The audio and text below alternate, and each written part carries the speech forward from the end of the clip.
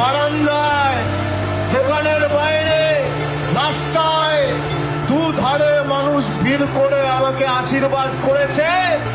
আমি আজীবন যতদিন বাঁচবো ইটাহারের মাটির কাছে দায়বদ্ধ থাকবো।